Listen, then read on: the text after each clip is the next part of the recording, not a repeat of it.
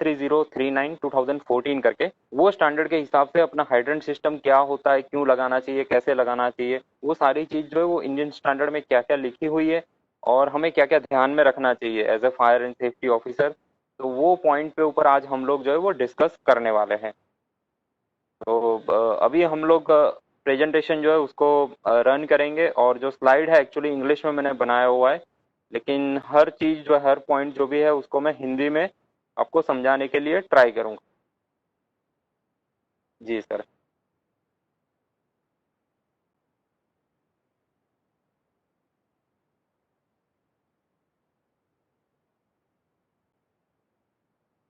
Okay दोस्तों, तो अभी आपको स्क्रीन के ऊपर दिखाई दे रहा है WLS-12 एक्सटर्नल हाइड्रेंट सिस्टम। अभी जो हमारा हाइड्रेंट सिस्टम होता है वो एक्चुअली दो प्रकार का होता है। एक होता है इंटरनल हाइड्रेंट सिस्टम और दूसरा जो होता है एक्सटर्नल हाइड्रेंट सिस्टम। दोनों के लिए गवर्नमेंट ऑफ इंडिया जो है उन्होंने अलग अलग आईएएस बनाए हुए हैं। और हमारी तरफ से आज का जो सेशन है उसमें हम लोग एक्सटर्नल हाइड्रेंट सिस्टम के ऊपर बात करने वाले हैं। बेसिकली ये जो बिल्डिंग होती है, यानी एक्सटर्नल कैसे बोला जाता है और इंटरनल कैसे बोला जाता है, इसमें बेसिकली होता क्या है कि जब भी हम लोग हाइड्रेंट सिस्टम लगा रहे हैं तो हमारा कोई ना कोई जो बिल्डिंग का एरिया है जहाँ पे हमें फायर हैजार्ड लगता है, जहाँ पे हमें रिस्क लगता है, उसको हमें प्रोटेक्ट करना है। अगर उसको प्रोटेक्ट करने के लिए मैं मेरा हाइड्रेंट सिस्टम कहाँ पे लगा रहा हूँ, जो मुझे जिस एरिया को प्रोटेक्शन देना है, अगर उसके बाहर की तरफ अगर मैं लगा रहा हूँ, तो ये मेरा जो सिस्टम होता है वो एक्सटर्नल हाइड्रेंट सिस्टम हो जाता है। और उसी बिल्डिंग के अंदर, यानी जिसे मुझे प्रोटेक्ट करना है, उसी बिल्डिंग के अंदर मैं हाइड्रेंट सिस्टम लगा रहा हूँ, तो वो मेरा इंटरनल हाइड्रेंट सिस्टम हो जाता है। इंटरनल के लिए अलग इंडियन स्टैंडर्ड बना हुआ है, और जहाँ पे एक्सटर्नल हाइड्रेंट सिस्टम की हम लोग बात करते हैं उसके लिए अलग से इंडियन स्टैंडर्ड बना हुआ है। तो आज हम लोग एक्सटर्नल सिस्टम के ऊपर बात कर रहे हैं। अभी आप जो डेफिनेशन में देख रहे हैं कि हाइड्रेंट सिस्टम एक्चुअली होता क्या है। जी। हेलो। जी कंटिन्यू कीजिए भावेश जी। जी जी। एक्सटर्नल हाइड्रेंट सिस्टम या तो फिर सिर्फ हाइड्रेंट सिस्टम एक्चुअली होता क्या है, ये सबसे पहले दिमाग में क्वेश्चन आता है कि भाई हाइड्रेंट सिस्टम है क्या। तो इसके पहले हमें थोड़ा सा हिस्ट्री में जाना पड़ेगा कि जब फायर सर्विस का स्टार्टिंग हुआ उसमें क्या क्या चीज आई, किस तरह से उसमें चेंजेस हुआ। पहले क्या था कि कहीं पे भी आग लगती थी तो लोगों को पता चला कि भाई उसके ऊपर मिट्टी डालो, या जो हम लोग फायर बीटर यूज करते हैं वैसा कोई भी इक्विपमेंट या कोई भी लकड़ी ऐसा कुछ ले लो और उसके फायर को बीट करो तो आग बुझ जाती है। पानी डालने से आग बुझ जाती है। तो उस टाइम, आज से 200 250 साल पहले या 300 साल पहले का जो टाइम था, उस टाइम के जितने लोग थे ना, उनका फिजिकल फिटनेस ये सब अच्छा हुआ करता था, तो वो लोग क्या है कि पानी की बकेट बकेट अगर डालते रहेंगे तो आग जो है वो आराम से बुझ जाती थी। काफी बार मेजर लॉस भी हुआ है, मेजर इंसिडेंट भी हुए। फिर इसके बाद दूसरा आया कि भाई जैसे इंडस्ट्रियलाइजेशन हुआ, यानी 18वीं सदी में जैसे स्टीम इंजन का क्या बोलेंगे इन्वेंशन हुआ। फिर उसके बाद पंप आए अलग अलग तरह के। फिर इन लोगों ने क्या सोचा कि भाई हम लोग कुछ ऐसा इक्विपमेंट बनाए ताकि जहाँ पे फायर लगी हो वहां पे लेके जा सकते। तो ट्रेलर पंप आया कि भाई उसमें एक सेंट्रीफ्यूगल पंप होना चाहिए, उसमें दो व्हील लगा दो और आपकी जो गाड़ी जा रही है उसके साथ कनेक्ट कर दो तो आपका एक लोकेशन पे जाके पहुंच जाएगा। फिर उसमें भी दिक्कत आने लगी कि आपका जहाँ पे ओपन वाटर सोर्स हो वहां से पानी उठाने में दिक्कत हो रही थी। और उस टाइम की बात करें, अगर आज की जो इंडस्ट्री होती है या हमारे सिटी टाउन्स की अगर हम लोग बात करेंगे, तो यहाँ पे आज की डेट में जितना इजीली पानी मिल जाता है, उस टाइम आज से इतने साल पहले, यानी 80 90 100 साल पहले इतना इजीली पानी जो है वो मिलता नहीं था। तो इसकी वजह से पानी उठाने में दिक्कत होनी, तो फिर उन्होंने वर्कआउट किया कि भाई इसका भी कुछ सॉल्यूशन निकालना चाहिए ताकि हम लोग अच्छी तरह से जो है फायर फाइटिंग भी कर सके और हमारा पर्पस भी सॉल्व हो जाए, हम लोग पब्लिक को सेफ्टी भी दे सके। तो ये सब चीजों को मिला के फिर एक कंसेप्ट के ऊपर काम किया गया कि भाई हाइड्रेंट सिस्टम यानी एक ऐसा सिस्टम होना चाहिए जिसमें आपके पास रिजर्वर हो। जो येलो कलर से मैंने हाईलाइट किया हुआ है वो सारे इंपॉर्टेंट की पॉइंट्स है, और इसी के बेस पे जो हम लोग क्वेश्चन आंसर करेंगे सेशन के बीच में और लास्ट में, उसमें ये सारी चीज जो है वो आ जाएगी। तो क्या क्या होना चाहिए हाइड्रेंट सिस्टम के अंदर, तो बोले रिजर्वर होना चाहिए सर। इसके पहले वाली साइड रखिए। जी जी। पानी का एक स्टॉक होना चाहिए आपके पास। फिर दूसरा लिखा हुआ है इम्पार्ट प्रेशर, यानी ऐसा कोई इक्विपमेंट आपके पास होना चाहिए जो कि प्रेशर बिल्डअप कर सके। फिर आ गया कि भाई प्रेशर तो आपने बिल्डअप कर लिया, तो फिर क्या करना है, तो भाई बोले एक लोकेशन से दूसरे लोकेशन पे लेके जा सके ऐसा कोई सिस्टम मेरे पास होना चाहिए। तो बोले हाँ चलो ये तीसरा पॉइंट भी सही है। फिर आया कि भाई मेरा एक लोकेशन से दूसरे लोकेशन पे प्रेशर के साथ पानी पहुंच गया, अभी मुझे उसको वहां से बाहर निकालना है, जो मेरा जो भी मीन्स है, यानी जो भी कैसे भी तरीके से उन्हें पहुंचा दिया, फिर मुझे वहां से एक जहाँ पे आग लगी है वहां पे पहुंचाना है, तो उसके लिए मुझे कुछ आउटलेट डालना पड़ेगा। तो ये चार चीजों को मिला के जो सिस्टम बनती है उसी को हम लोग हाइड्रेंट सिस्टम बोलते हैं। Next slide sir. अभी आपको समझ में आया कि भाई हाइड्रेंट सिस्टम होता क्या है। फिर आता है कि भाई लगाना क्यों चाहिए हाइड्रेंट सिस्टम, फिर ये दिमाग में आता है कि भाई चलो हाइड्रेंट तो हमने देखा हुआ है, आज जो कंसेप्ट है वो भी हमने देखा, तो फिर ये लीगल रिक्वायरमेंट है। यानी ये ऐसा नहीं है कि भावेश भावसार बोल रहा है इसलिए आपको हाइड्रेंट सिस्टम लगाना, ऐसा नहीं है।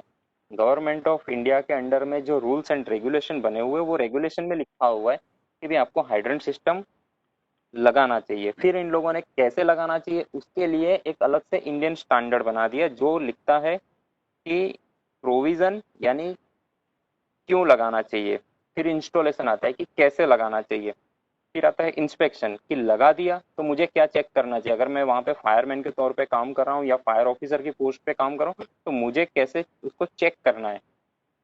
और लास्ट में आता है कि मेंटेनेंस, यानी अगर कुछ प्रॉब्लम आ गई तो मैं उसको कैसे रिपेयर करूंगा या उसको किस तरह से मेंटेन करूंगा, या तो फिर ऐसा कुछ काम करूं ताकि इन फ्यूचर मुझे कोई दिक्कत ना आए। राइट, तो ये चार चीजों जो है वो इंडियन स्टैंडर्ड में कवर किया हुआ है। अभी हम लोग लीगल रिक्वायरमेंट देखते हैं कि भी कौन सी लीगल रिक्वायरमेंट है इसमें। तो एनबीसी 2016 जो हम सभी लोग जानते हैं, जब ये स्टैंडर्ड रिलीज हुआ यानी 13039 2014 में रिलीज हुआ, तो उसके पहले एनबीसी जो था वो 2005 वाला वर्जन हुआ करता था। तो उसमें कुछ अलग क्राइटेरिया दिया हुआ था हाइड्रेंट सिस्टम के लिए।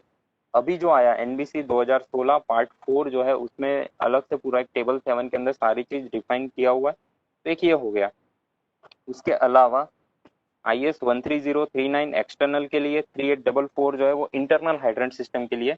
इसके अलावा OISD करके भी एक लीगल रिक्वायरमेंट है, जहाँ पे आपकी कोई पेट्रोकेमिकल हो गया, कोई रिफाइनरी हो गया, वहां पे जहाँ पे OISD एप्लीकेबल होता है वहां पे ये तीन चीजें जो है उसको हम लोग कंसीडर नहीं करेंगे, उसका एकदम पूरा जो रिस्क होता है वो एक्सट्रीमली हाई लेवल में होता है, तो हम लोग अलग तरह से उसको कंसीडर करके फिर डिजाइन करते हैं।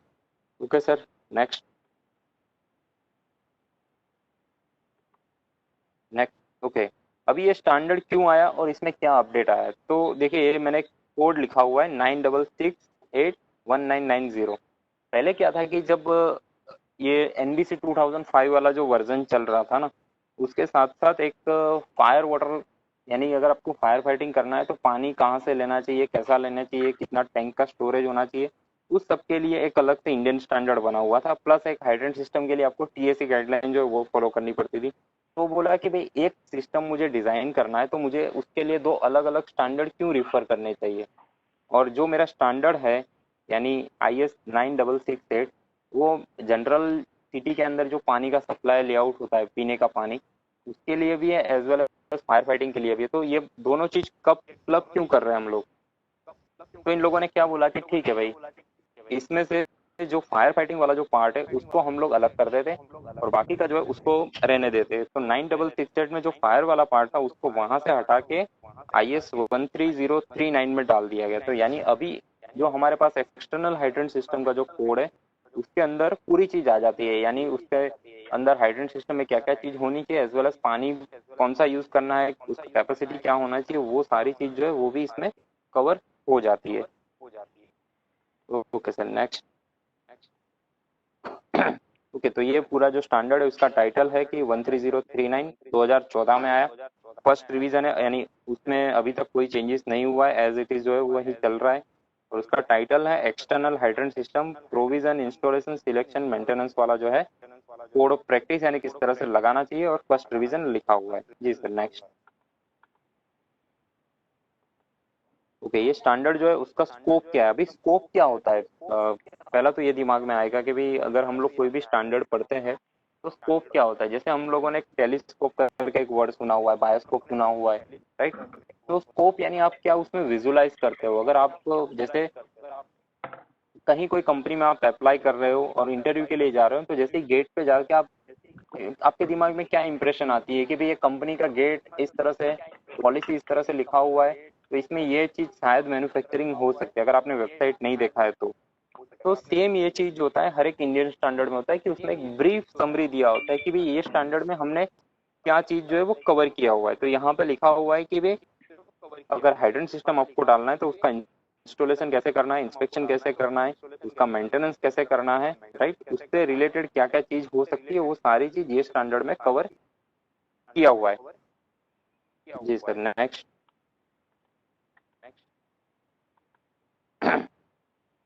ओके, अभी हम लोगों ने स्टैंडर्ड जो है वो स्टार्ट कर दिया है। इसमें क्लोज नंबर 3 पे ऊपर हम लोग जा रहे हैं क्योंकि स्टैंडर्ड जो है वो काफी लंबा है और टाइम लिमिट के अंदर हम लोग सारी चीज कवर नहीं कर सकते, एज वेल एज जो है ये सेशन जो है वो ब्रीफ इंफॉर्मेशन के लिए है। इसमें और भी सेशन आएंगे हमारे। ओके, क्लासिफिकेशन ऑफ ऑक्यूपेंसी करके है। तो देखो, जब आप ये मान रहे हो कि भी आपको पता चल गया कि हाइड्रेंट सिस्टम होता क्या है, फिर आता है लीगल रिक्वायरमेंट, क्यों लगाना चाहिए ये भी पता चल गया। तो फिर आता है कि भाई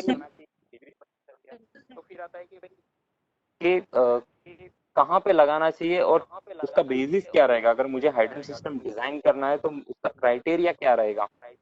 तो क्राइटेरिया जो है ये इंडियन स्टैंडर्ड में लिखा हुआ है यहाँ पे। साइज ऑफ रिस्क, यानी फैक्ट्री जो है उसके अंदर फायर हैजार्ड कितना ज्यादा है, पहली चीज। दूसरा है कि फायर ग्रोथ, यानी अगर फायर होती है तो कितने जल्दी वो फैलती है, यानी अगर एकदम हाईली फ्लेमेबल मटेरियल अगर आप स्टोर करके रखते हो तो वहां पे फायर जो फैलने का चांसेस होता है या उसकी जो स्पीड होती है वो काफी ज्यादा होती है कंपेयर टू अगर दूसरा कोई मटेरियल रखा हुआ है कि जिसका यानी फायर का जो फैलने का जो स्पीड हो वो एकदम कम हो, और स्प्रेड पोटेंशियलिटी, ये चीज हो गया। और उसमें डिजाइन और एनेक्सचर भी लिखा हुआ है। तो ये जो आप इंडियन स्टैंडर्ड खोलेंगे तो उसके लास्ट में आपको एक एनेक्सचर मिलेगा जिसमें 3 कैटेगरी में डिवाइड किया हुआ है हाइड्रेंट सिस्टम: लो हैजार्ड, मॉडरेट हैजार्ड और हाई हैजार्ड। हाई हैजार्ड में भी और 2 कैटेगरी आती है, हाई हैजार्ड क्लास ए और high hazard class B. Next slide. Okay, ये एनेक्सचर बी का फोटो मैंने लगा हुआ है। तो लाइट हैजार्ड का अगर आप देखेंगे तो एबीसीडी वाइज सीरियल नंबर में सारी फैक्ट्रीज जो होती है उसका लिस्ट दिया हुआ है कि कौन सी कैटेगरी में आपकी आ सकती है।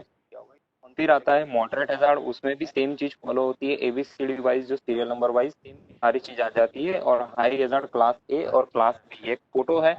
अभी आपको क्या करना है कि आपको आपकी फैक्ट्री जो है उसको चेक करना है कि भाई मेरी जो फैक्ट्री है वो इसमें से कौन सी कैटेगरी में आती है, लो में आती है, मीडियम में आती है या हाई हैजार्ड में आती है। तो आपको चेक करना है, सबसे पहला काम आपको ये करना है। फिर इसके बाद आता है हाइड्रेंट सिस्टम के ऊपर हम लोग कैसे वर्कआउट करेंगे। जी सर, नेक्स्ट। सर, बीच में अगर कुछ क्वेश्चन आपको लगे तो डाल सकते हैं, सुटेबल क्वेश्चन हो तो। एक एक पोल है, एक पोल के लिए मैंने क्वेश्चन एक डाला है। मैं जी सर, उसको रिलीज करिए। आप लोग के सामने एक क्वेश्चन आएगा जिसका आंसर आप पहले वाले स्लाइड में देख चुके हैं, तो अगर आपको याद होगा तो आप उसका आंसर दे सकते हैं, और अगर याद नहीं रहेगा तो आप आंसर नहीं दे पाएंगे।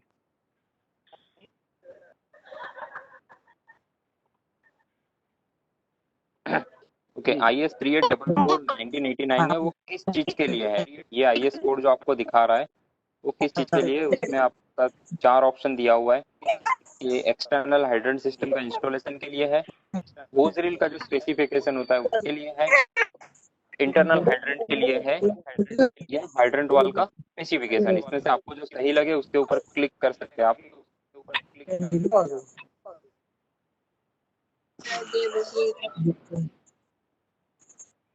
शायद किसी का अभी माइक चले ऑन आप है। लोग हाँ,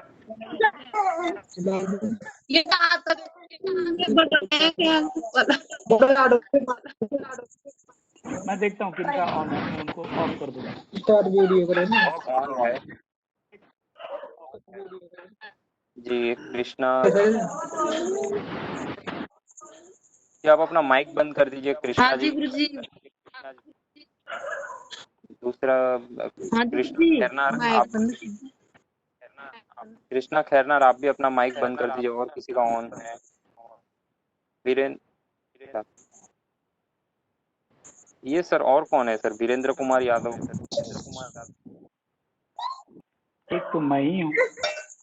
नहीं, आपका तो वी है, ये बी लिखा हुआ है, BY लिखा हुआ वीरेंद्र सर, आप म्यूट कर दीजिए वहाँ से है। नहीं नहीं, मैं कर देख रहा हूँ लीजिए सर सर। वहां से जिसका जरूरी। ओके सर, रिजल्ट डिक्लेयर किया है क्या? मैं कर रहा हूँ। ये classification of occupancy according to file load है, इसमें फाइल लोड के ऊपर डिपेंड किया हुआ है, इनको क्लास कैटेगराइज किया हुआ है। हाँ, लेकिन वो कहीं मेंशन नहीं कर रहे, जो 225 वाला हम लोग जो पहले वो करते थे। टीएसी में कहीं मेंशन किया हुआ है, इन द नियम टीएसी से इनको उठाया हुआ है, एनबीसी ने भी टीएसी से उठाया हुआ है, सेम टेबल यूज कर रहे हैं। जी सर। ये जो पोल था सर, इसका 36% लोगों ने सही आंसर दिया था, 18% लोगों ने गलत आंसर एक्सटर्नल दिया था, बोला और है। 4%। जी, तो टोटल 26% जो लोग हैं उन्होंने गलत आंसर दिया था, और 39% लोगों ने आंसर ही नहीं दिया था। जी, ऐसा नहीं करना है भाई, आंसर सभी को देना है, आपके लिए ही हम लोग इतनी मेहनत कर रहे हैं। तो करेक्ट आंसर है कि 3844 जो है वो इंटरनल हाइड्रेंट सिस्टम के लिए है। उसका डिजाइन कैसे करना है उसके लिए, ठीक है। ठीक है, तो अभी हम लोग हमारे स्लाइड के ऊपर वापस आते हैं। हाइड्रेंट एंड फिक्स मॉनिटर, अभी दूसरा पार्ट स्टार्ट होता है जो हाइड्रेंट के ऊपर है। कि जैसे ही अगर आपने हाइड्रेंट सिस्टम इंस्टॉलेशन हो जाता है तो उसको पहले फ्लश करना होता है, यानी कमिश्निंग जो होता है उसके पहले आपको पूरा फ्लश कर देना। अगर अंदर कोई कचरा मिट्टी विट्टी फंस गया हो तो उसको पहले से ही निकाल दिया जाए। फिर आता है स्टैंड पोस्ट हाइड्रेंट। जो होता है स्टैंड पोस्ट टाइप का एक हाइड्रेंट होता है जो हम लोगों ने देखा हुआ है, उसका भी एक IS है 908 करके। जितने भी हाइड्रेंट हम लोग लगाते हैं वो भावेश जी सारे एक मिनट एवरेज। रुकिए, मैं भावेश जी एक मिनट रुकिए, मैं सब लोगों को पहले म्यूट कर देता हूँ।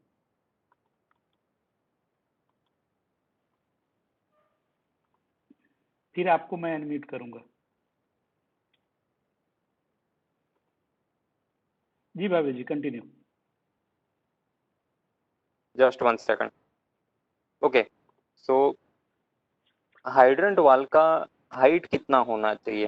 तो यहाँ पे स्टैंडर्ड में लिखा हुआ है कि एवरेज ग्राउंड लेवल जो होता है वहां से वाल का जो सेंटर लाइन होता है वो 1 मीटर होना चाहिए। इसमें भी दो अलग अलग क्वेश्चन आते हैं। यानी जो NBC अगर आप देखेंगे तो उसमें एक अलग चीज लिखा हुआ है, 0.90 लिखा हुआ है, और IS के हिसाब से 1 मीटर एग्जैक्टली होता है। फिर आता है कि भाई स्टैंड पोस्ट जो हम लोग यूज करते हैं उसका डायमीटर क्या क्या हो सकता है। तो जब भी आपको सिंगल हेडेड हाइड्रेंट वाल लगाना है, यानी उसमें से सिर्फ एक आउटलेट निकल रहा है, फीमेल कपलिंग एक ही लगा हुआ है, तो उसका डायमीटर होगा 80 mm। मान लीजिए कि उससे काम नहीं हो रहा है और आपकी रिक्वायरमेंट है कि भी मुझे वहां पे डबल हेडेड हाइड्रेंट लगाना है, तो उसका जो डायमीटर होगा वो 100 mm हो जाएगा। उसी 100 mm साइज वाले पे आप डबल हेडेड हाइड्रेंट की जगह पे 63 mm या तो 75 mm का जिसका इनलेट हो, वैसा आप मॉनिटर भी वहां पे 100 mm के साथ कनेक्ट कर सकते हो। मान लीजिए कि आपको 100 mm साइज वाला जो है वो अगर मॉनिटर लगाना है, तो वो जो आप हाइड्रेंट लाइन में से जो टैपिंग लेके स्टैंड पोस्ट बनाएंगे वो 150 mm का होना चाहिए। तो हम लोग जो मॉनिटर की साइज बोलते हैं उसमें तीन चीजें होती है। इनलेट की साइज के हिसाब से एज वेल एज जो आउटलेट होता है उसके हिसाब से भी मॉनिटर का साइज जो है वो डिफाइन करते हैं हम लोग। Okay sir, next slide. इसके ऊपर भी क्वेश्चन आ सकता है सर। जी जी जी, मैं वही टाइप कर रहा हूँ।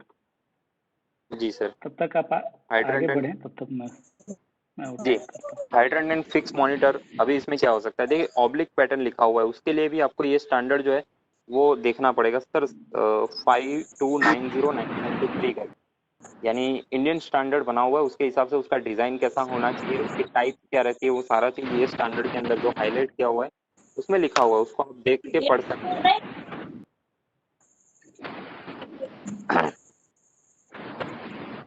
अभी देखिए यहाँ पे क्या लिखा हुआ है कि डिस्टेंस बिटवीन टू हाइड्रेंट्स। अगर आपके पास दो हाइड्रेंट है तो दोनों हाइड्रेंट के बीच में स्पेसिंग आपको कितना देना है, तो यहाँ पे मैंने लिखा हुआ है 30 मीटर, 45 मीटर और 60 मीटर। हमारा जो ग्रुप में भी काफी बार डिस्कशन हुआ है, बहुत सारे क्वेश्चन आते हैं, तो इसमें ये पहले भी मैं जो फोटोग्राफ के साथ शेयर कर चुका हूँ, इसमें अभी स्टैंडर्ड के हिसाब से मैं बता रहा हूँ। 30 मीटर जहाँ पे आपका हाई हजार्ड होता है, 45 मीटर मॉडरेट हजार्ड में आएगा, और 60 मीटर का गैप जो रहेगा वो लो फायर हैजार्ड कैटेगरी में आएगा। जी सर। नहीं, किसी का आवाज आ रहा है, मैं वो ढूंढ के क्लोज करने में टाइम नहीं जा रहा है। कृष्णा जी आपका माइक बंद कर दीजिए प्लीज, डिस्टर्ब हो रहा है। ओके, हाइड्रेंट एंड मैं यहाँ फिक्स से मॉनिटर अभी क्लोज नंबर 4.13 नंबर के ऊपर जाते हैं।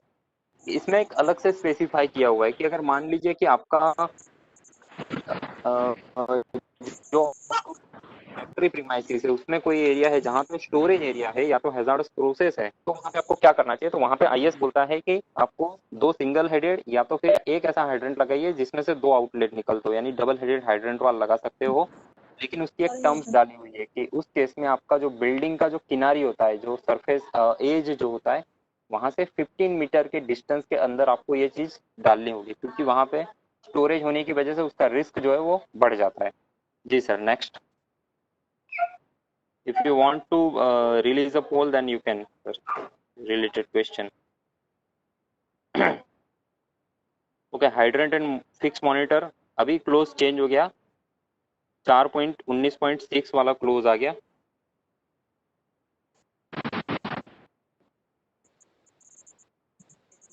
इंटरनल फायर हाइड्रेंट वो जो अगर आपको लगाना है तो वो स्टेयरकेस के ऊपर लगाना है और उसका जो कोड रहेगा 382/1989 रहेगा। नेक्स्ट।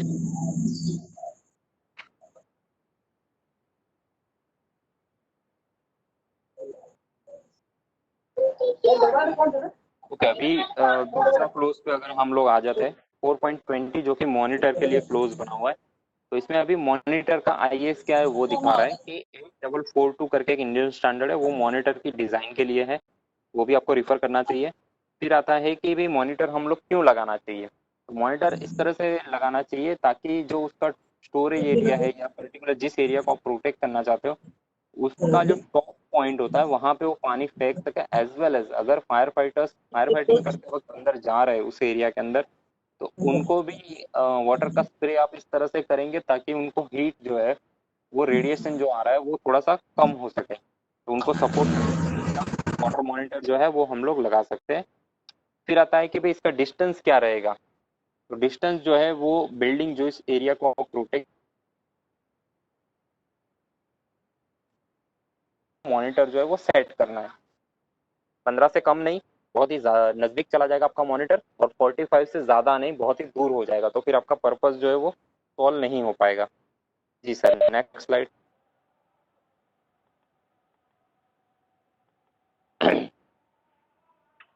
ओके, अभी मान लीजिए कि आपके फैक्ट्री प्रीमाइसिस के अंदर कोई ऐसा स्टोरेज है जहाँ पे वो पूरा ओपन एरिया में है, यानी ऊपर कोई शेड, कोई छत, कोई भी स्ट्रक्चर ऐसा कुछ भी नहीं है। ग्राउंड फ्लोर पे पूरा का पूरा जो मटेरियल है वो स्टैक करके रखा हुआ है।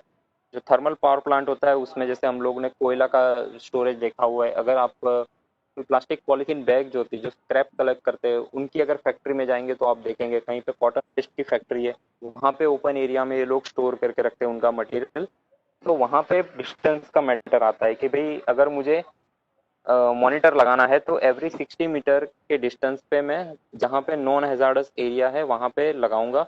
लेकिन जो स्टोरेज है उससे मेरा मॉनिटर का जो डिस्टेंस है वो 2 मीटर से लेकर 15 मीटर के डिस्टेंस पे रहेगा। अगर मान लीजिए अगर कोयला जो है, कोल का अगर स्टोरेज कर रहे हो तो 45 मीटर के डिस्टेंस पे। लेकिन इसमें भी सेम चीज हम लोग फॉलो करेंगे कि जो स्टोरेज एरिया है वहां से 2 मीटर से लेकर 15 मीटर के डिस्टेंस पे ही आपको फिक्स करना है मॉनिटर। और दूसरा अगर कोई है तो फिर आपको 45 मीटर के डिस्टेंस पे आपको लगा सकते हैं, और उसका जो स्टोरेज एरिया से मॉनिटर का जो डिस्टेंस रहेगा वो 2 मीटर से लेकर 22.5 हो सकता है। जी सर, नेक्स्ट। तो अभी हम लोग आगे सेक्शन 5 में चले जाते हैं इसी इंडियन स्टैंडर्ड के ऊपर, जिसमें पंप्स के बारे में लिखा हुआ है।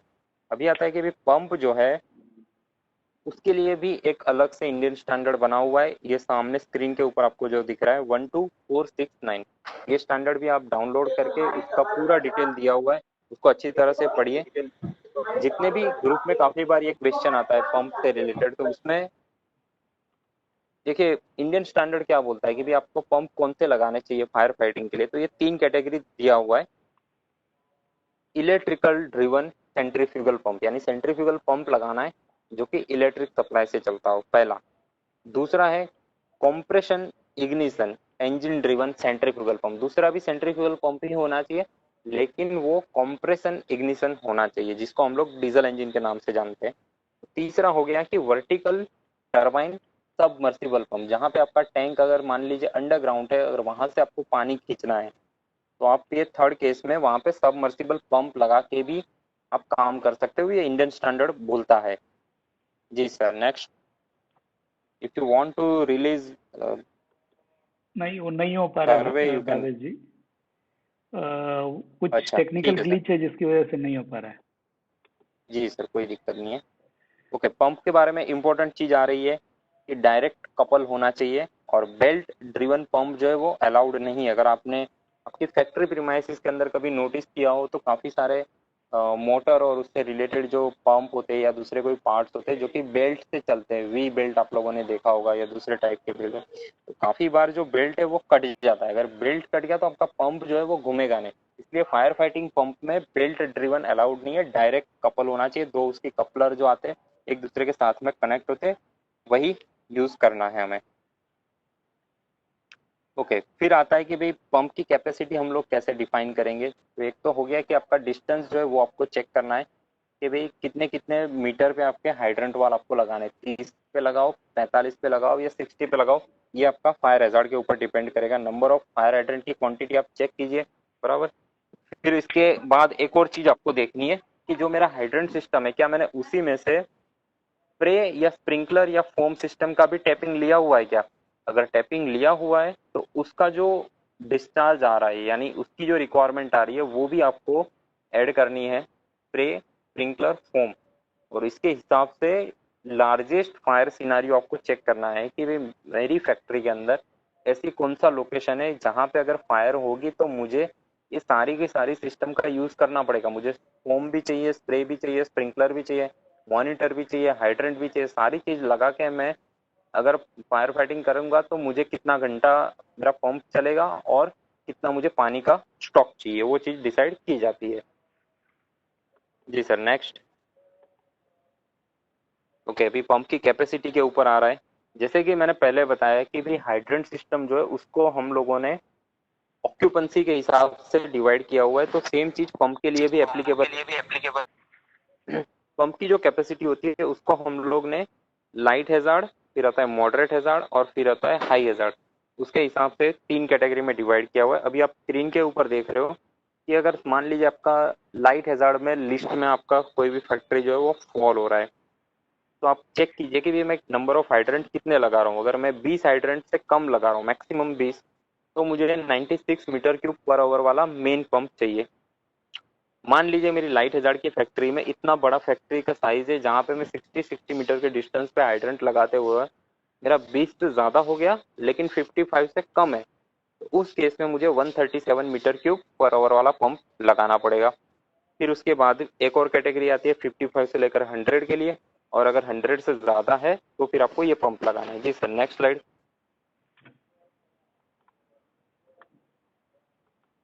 ओके, पंप कैपेसिटी, इसमें भी मॉडरेट हैजार्ड जो है या ऑर्डिनरी हैजार्ड जो हम लोग बोलते हैं, मीडियम कैटेगरी, उसमें भी सेम चीज आती है, 20, 20 से लेकर 55, 55 से लेकर 100 और 100 से ज्यादा। तीनों कैटेगरी में जो पंप का कैपेसिटी है वो दिया हुआ है, ये गवर्नमेंट ने फिक्स किया हुआ है, इसके हिसाब से आपको जो पंप है वो डिसाइड करना है। जी सर, ये थर्ड कैटेगरी है जिसमें कैटेगरी ए और कैटेगरी बी दोनों क्लब किया हुआ है। इसमें भी आप देख सकते हैं कि 20, 20 से 55, 55 से लेकर 100, 100 से ज्यादा है, तो आपको कौन से पंप जो है कौन सी कैपेसिटी के वो लगाने चाहिए। जी सर, नेक्स्ट। ओके, यहाँ पे एक चीज जो है 150% और 65% वाला आ रहा है, ये क्या कह रहा है कि पंप सेल बी कैपेबल, यानी पंप जो है वो इस तरह से होना चाहिए कि जब, यानी उसका हेड हम लोग जानते हैं कि पंप के ऊपर जो उसकी नेम प्लेट होती है उसमें उसका हेड लिखा होता है, 70 मीटर, 80 मीटर, 88 मीटर, इस तरह के अलग अलग हेड वाले पंप जो है वो मैन्युफैक्चर बनाते हैं। तो उसमें उस हेड का आप 65% निकालिए। मान लीजिए अगर 70 मीटर हेड लिखा हुआ है तो 70 मीटर का 65% आप निकालिए, तो मे बी 42-43 मीटर समथिंग आ रहा है। तो उतना हेड तक मेरा 155% का डिस्चार्ज जो है वो मुझे मिलना चाहिए। ये जो है ये फायर फाइटिंग की यानी जो स्टैंडर्ड है उसकी रिक्वायरमेंट है। फिर दूसरा चीज आ रहा है कि भाई fire pump shall be provided with positive suction. अभी देखो हम लोग प्रेशर स्विच के बारे में अभी शायद लास्ट वीक या उसके पहले कहीं पे ये चीज मैं पढ़ रहा था कि भाई प्रेशर स्विच के बारे में। तो यहाँ पे इंडियन स्टैंडर्ड में लिखा हुआ है, ये देखिए जो मैंने येलो कलर से हाईलाइट किया हुआ है, ऑटोमेटिक स्टार्टिंग डिवाइस। ये ऑटोमेटिक स्टार्टिंग डिवाइस जो है ये अपना प्रेशर स्विच लिखा हुआ है यहाँ पे कि भाई अपना स्टार्ट होना चाहिए। और दूसरा लिखा हुआ है सिक्वेंसल स्टार्टिंग, यानी अगर सबसे पहला मेरा जॉकी स्टार्ट होगा जो कि प्रेशर मेंटेन करेगा। अगर बहुत ही ज्यादा डिस्चार्ज हो रहा है क्योंकि वहां पे फायर लगी हुई है, मैं 2-3 हाइड्रेंट वाल ऑपरेट कर रहा हूँ, तो पानी का फ्लो जो है वो बढ़ गया है, प्रेशर जो है वो भी कम होता जा रहा है, तो इमीडिएटली मेरा मेन पंप जो है वो चालू हो जाएगा। और अगर मेन भी अगर फेल हो गया और प्रेशर ड्रॉप हो रहा है तो उस केस में मेरा डीजल जो है वो चालू हो जाएगा। तो ये हम लोग जो नॉर्मल डिस्कशन में बात करते हैं ना कि पहले मेन चालू होगा फिर डीजल चालू होगा, तो वो चीज आई कहाँ से? तो ये स्टैंडर्ड में से आई हुई है। ये शायद अभी आपका ये डाउट जो है वो क्लियर हो जाना चाहिए। Okay, the capacity of jockey pump. अभी जॉकी पंप की कैपेसिटी भी हम लोग देखते हैं, लेकिन इसमें भी गवर्नमेंट ने फिक्स किया हुआ है मिनिमम कैपेसिटी जो रहेगी 10.8 मीटर क्यूब पर आवर रहेगी। इससे कम वाला जॉकी पंप आप नहीं लगा सकते, इससे ज्यादा वाला लगाना है तो आपका जो पंप की कैपेसिटी जो है उसका 5% और 3% उसके बीच में होना चाहिए। जी सर, नेक्स्ट।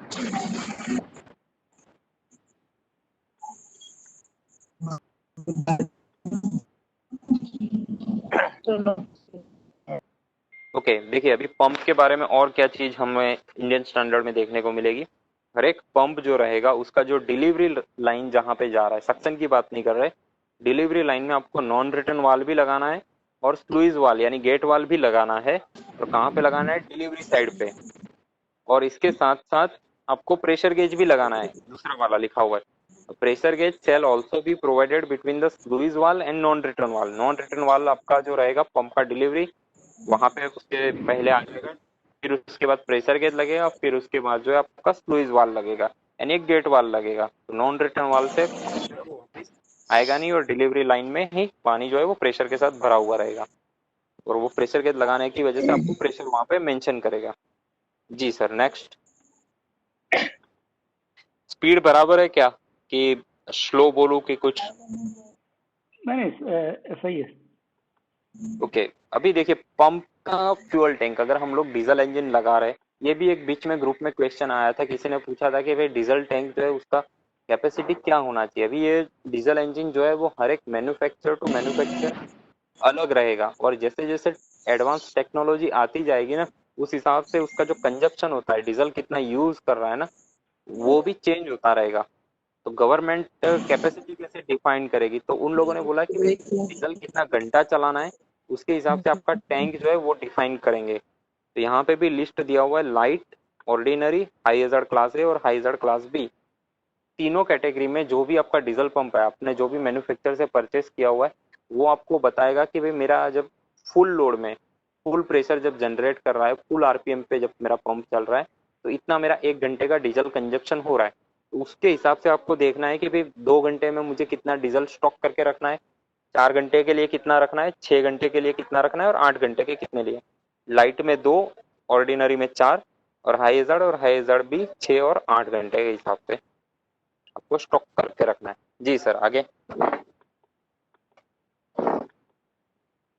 ओके, अभी हम लोग आ गए वाटर सप्लाई क्लोज नंबर 6 जो है उसमें आ गए कि भाई आपको ये पता चल गया कि भाई पंप कौन सा लगाना है, 3 टाइप के पंप लगाने हैं। नंबर ऑफ हाइड्रेंट वाल जो है वो भी आपने सोच लिया, अगर स्प्रे और स्प्रिंकलर के एडिशन कर रहे हैं तो उसका भी कैपेसिटी डिसाइड करेंगे। फिर इसके बाद आप पंप डिजाइन करेंगे। फिर आता है कि भाई मेरा पंप जो है वो अगर 2 घंटे मुझे चलाना है तो उसके लिए मुझे पानी भी उतना चाहिए, अदरवाइज मैं सिर्फ पंप चलाता रहूंगा, ऐसा नहीं होना चाहिए। तो यहाँ पे गवर्नमेंट क्या बोलती है कि जब भी आपका रिजर्वर जो है यानी पानी का स्टॉक आप जो रख रहे हो वो उसका कैपेसिटी अगर 2,25,000 लीटर से ज्यादा हो रहा है तो आपको जो टैंक जो बना रहे हो उसको आप 2 पार्ट में डिवाइड कर दीजिए और उसका कैपेसिटी जो है वो आधा आधा कर दीजिए। 2,25,000 लीटर है आपका, तो उसका 50% लेफ्ट साइड वाले कंपार्टमेंट में डाल दीजिए और राइट साइड वाला जो है उसमें भी 50% आप पानी जो है उसको डाल दीजिए, ताकि क्लीनिंग करने में या अगर कुछ प्रॉब्लम आ गया तो रिपेयरिंग करने में इजी रहे। जी सर, नेक्स्ट।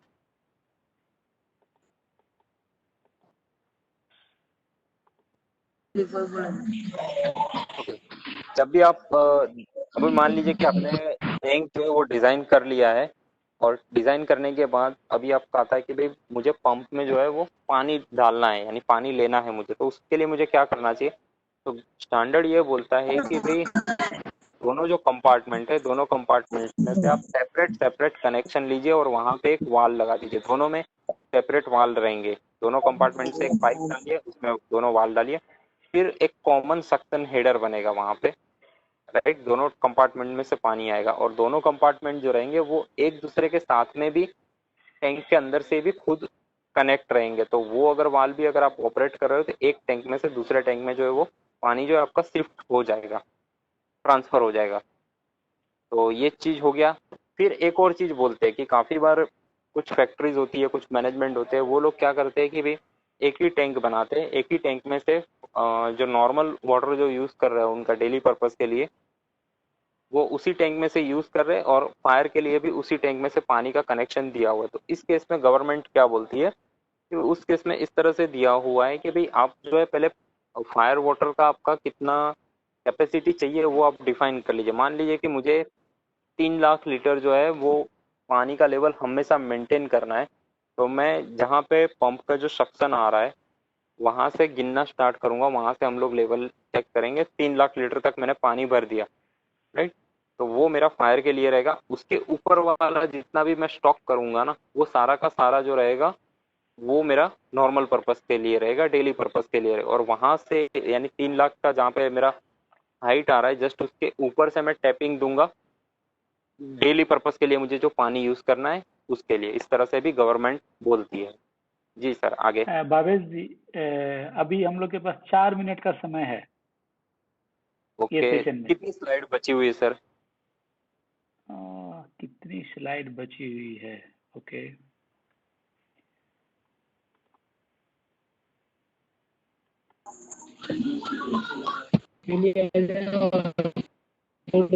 अभी पांच पांच स्लाइड है लगभग। ओके, चलिए ठीक है, आगे जाने दीजिए, मैं ट्राई करता हूँ। ज्यादा हम लोग नहीं करेंगे, यानी 5-10 मिनट अगर कनेक्ट करना होगा तो फिर से करेंगे। जी जी जी। ओके, ये स्लाइड दिखा नेक्स्ट में ले दीजिए। लेते हैं सर, अभी कुछ क्वेश्चन है उनको क्लियर कर दो, इसको नेक्स्ट में ले लेंगे ना। अ, अ, जी, जी जी जी विनोद जी। कुछ क्वेश्चन है तो बाकी की स्लाइड नहीं, को हम नेक्स्ट सेक्शन में ले लेंगे। हाँ, जो जिन लोगों का क्वेश्चन जो था, सत्येंद्र का क्वेश्चन था, अरुण सर ने, मैंने, योगेश जी ने उनको चैट में रिस्पॉन्स कर दिया है। ओके, तो ठीक है, फिर मैं कंटिन्यू करता हूँ जितना हो सके, बाकी का फिर नेक्स्ट टाइम कंटिन्यू कर लेंगे। जी जी जी। ओके, फायर वाटर का जो अगर कंपार्टमेंट वाला, ये क्लियर क्लियर हो गया सर। नेक्स्ट स्लाइड में जाने दीजिए।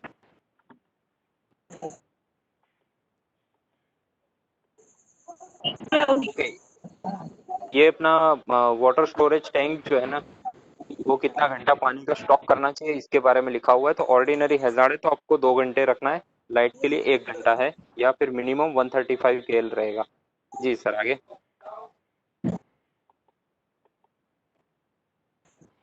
अच्छा, मेन यानी अभी पाइपलाइन वाला सेक्शन स्टार्ट हो रहा है। तो 3 तरह की पाइपलाइन तो मेन हम लोग जानते हैं, CS, MS और GI की पाइप लोग हम लोग यूज करते हैं, as well as underground and above ground वो भी पाइपलाइन हम लोग यूज कर सकते हैं।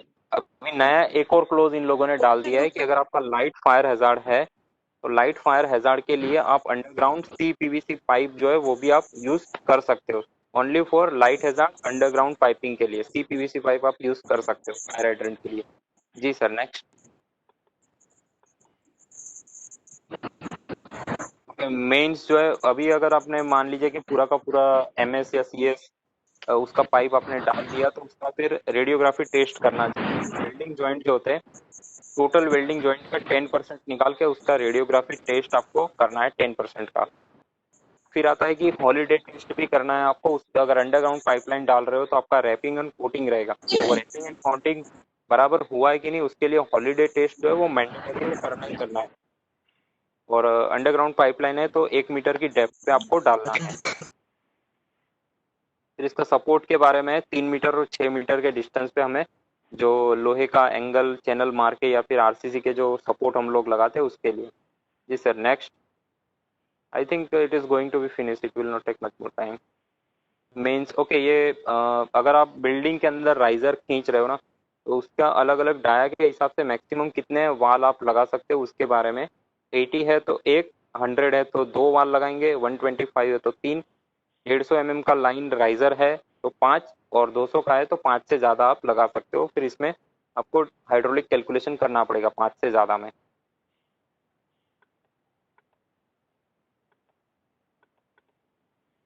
ओके, रिमोटेस्ट पॉइंट है तो उसमें आपका 5.25 kg पर सेंटीमीटर स्क्वायर प्रेशर मिनिमम मिलना चाहिए। उससे ज़्यादा मिल रहा है तो आपका डिज़ाइन जो है वो बहुत ही बढ़िया है, लेकिन 5.25 से प्रेशर कम कभी भी नहीं मिलना चाहिए रिमोटेस्ट पॉइंट पे ऊपर। तो बाकी का जो भी रहेगा वो हम लोग नेक्स्ट टाइम डिस्कस करेंगे इसमें। अब हो तो अभी ठीक है।